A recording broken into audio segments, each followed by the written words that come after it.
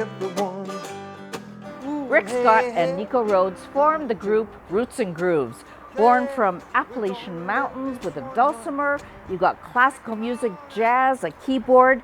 These two are 40 years apart, but you'd never know it because they have such great chemistry on stage. 'Cause you're just skin and bones, to your dust to dust.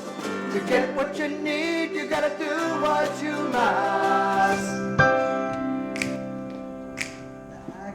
I get. You may have recognized Rick Scott's name throughout the eons because he's been with Pied Pumpkin, Pied Pear, he's been a children's entertainer, he's traveled around the world, he's been on TV, he's basically been everywhere, done everything. So what do you like about Roots and Grooves? I like the roots and I like the grooves. I mean, it's actually the opportunity to play with Nico is what I really like. Here's this young man who's got the fire that is it's just so infectious, and he has the chops, which are just unbelievably awesome, and he's just a dear human being to begin with, and so that's what I love about it. We cover all the bases when we play together.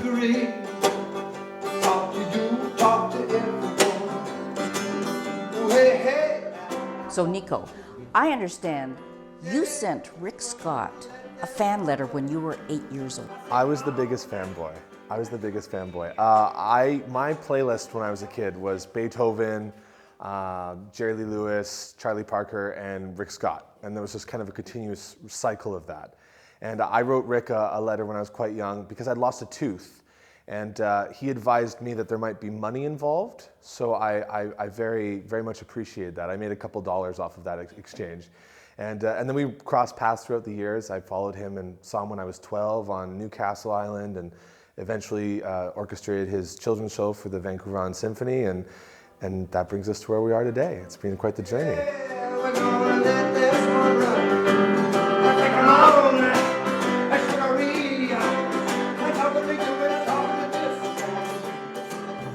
Music is such a healing power that Rick was able to recuperate from pneumonia by singing with Nico in his living room in Protection Island.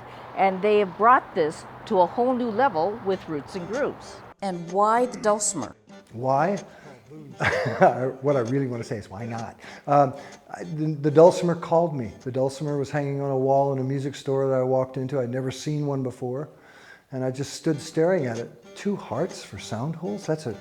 That's an amazing thing, having a heart for a sound hole. And so I gave it a strum, and it said, "Take me home." And I did, and life has never been the same. And how long ago was that? This was in 1969. You do the math. Okay? You've been performing a long time. Well, I was performing before that too, but yeah, I was 15 when I started out in the world. Well, as a jazz musician, because you are part of the Nico Rhodes trio, then you also like having spontaneity in your music. Absolutely, and that was it's an interesting part of Rick and I's relationship, is that we come from very different musical backgrounds, but we have a very intrinsically symmetrical and compatible musical kind of ideology and approach. And we both value the groove and the emotion above all else. And so everything stems from that. And so, and as we've explored this together, we've become more and more spontaneous, more and more free to explore things on the fly. And I have a feeling it'll just get better with time.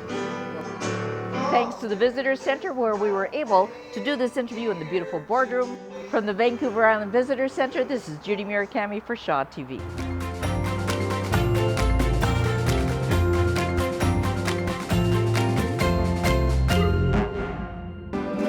Right here in the Triple Heat Dance Studio in Tin Town, we have fiery flamenco right here in the Comox Valley.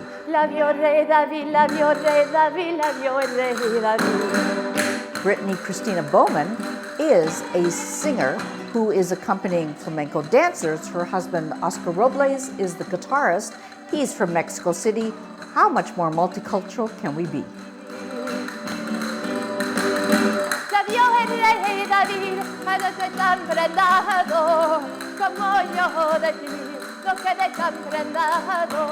And I was just drawn to it, and the more I heard it, I just realized that it was something I wanted to pursue. And I had never really sang before that. I'd been involved in numerous music groups as a bass player and doing other things. And I always just left that to the other singers. But for flamenco, there was a bit of a void there in the Comox Valley. Brittany met Oscar in Mexico City. She was a musician, he's a musician, so music is the food of love. They got together, became a couple, started performing, and then they discovered a little ad for the Comox Valley of Flamenco. So right now, there is flamenco happening. It's fiery, it's passionate, and it's fun. Our aim is traditional flamenco, but just the very fact that we're here on Vancouver Island, we're a man from Mexico, a woman from Japan, and myself, I think that just makes it Nuevo Flamenco. Flamenco started in Spain in the Middle Ages, so the music you hear is protected by UNESCO because it is so old, so ancient, and they want to preserve it. I've actually seen live flamenco in the caves of Granada, and it is an amazing dance. It's passionate, it's fiery. You have to get a good amount of volume because the feet and hand is pretty loud sometimes. And just be able to go with the flow, to be able to respond.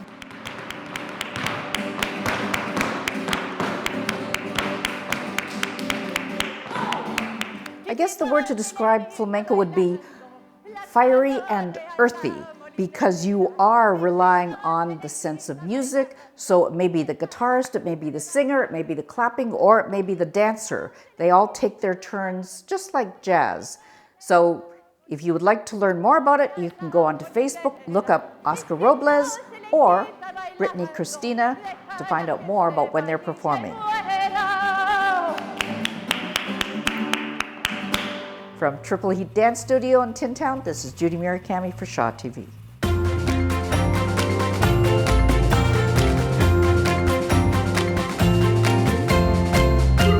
Flowers are always one of the most beautiful, peaceful things to look at, and they're ever-changing. It's very interesting with the hummingbirds because up till 2 days ago, we would have at least 12 or 15. Really?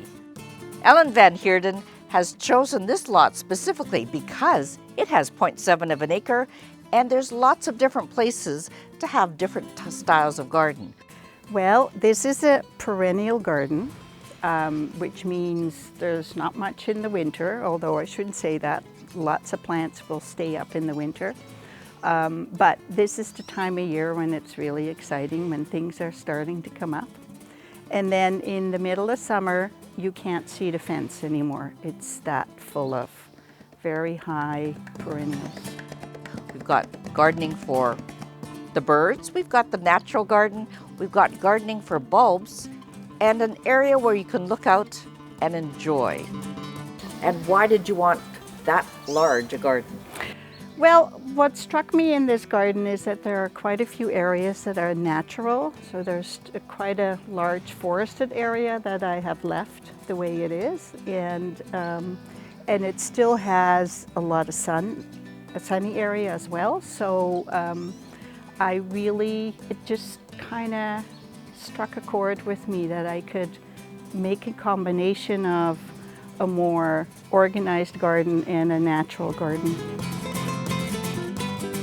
It's very satisfying to go out there and dig in the dirt. I think it's like being an artist.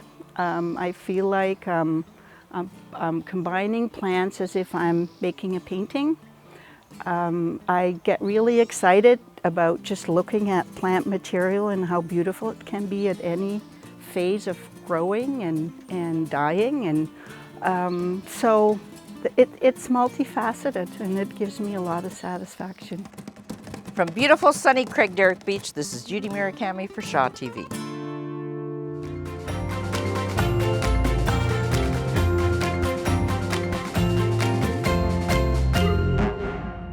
Can you imagine waking up or going to sleep not knowing where you're going to sleep, or if you're going to have a shelter, or where your next meal is going to come from.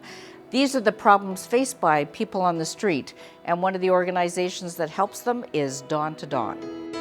Imagine yourself without a home. Everything changes. Your safety, your health deteriorates. You're more vulnerable to different behaviors. And you're lonely. You're out there by yourself. Spices and Blarney are two women who have come together to do a lot of fundraising. Well, Jolene and I are at it again. We have decided we've had 2 years of extremely good success with our ventures in Dawn to Dawn fundraising dinner. We raise at least $12,000, $13,000 per dinner so far. Homelessness is an issue that all communities in BC and across Canada face, and having these two women work towards getting people off the street into shelter is an amazing feat in itself. Well, we're doing this for Dawn to Dawn because we really believe in what they're doing. It's a grassroots organization.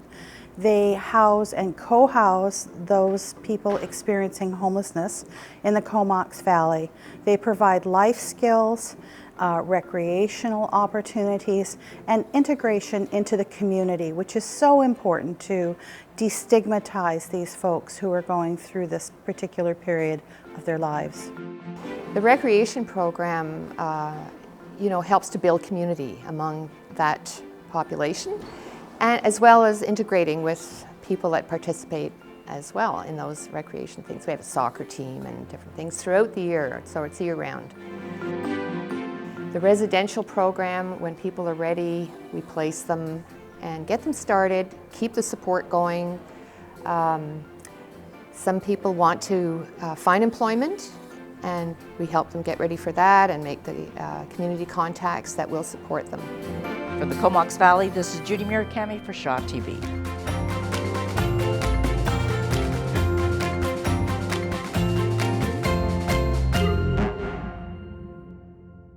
Hi, my name is Katie Corman. I do marketing and communications for Habitat for Humanity, Vancouver Island North. Today we're on the 477 Hilchi Road build site, and we're going to tell you a little bit about volunteering on a Habitat build. The Habitat homes are built by volunteers. They're led by a couple of construction experts that we have on staff, and during the course of the build of about 3.5 months, we will have hopefully 600 to 800 people come through the site to give us their time and talent. So we have all these great volunteers out here working right now. We still need more volunteers to help us with this project. We especially need crew leaders who are willing to take on a mentorship role. But anyone can volunteer. I actually volunteered for the first time last year on a Habitat build site. I have no prior construction experience. It was totally out of my comfort zone, and it was just one of the best experiences of my life. So I highly encourage anyone who's ever thought about it to pick up a hammer and come out and learn some new skills. We're also looking for site hosts, so those are people that are going to be on site, on the build site, helping us deal with all of our volunteers who we feed and water all of them, so that's almost a full-time job in itself. We're building community, and these homes are going to be a community in themselves, and we hope that the people that come in here will bond together and raise their children together and just have a good time.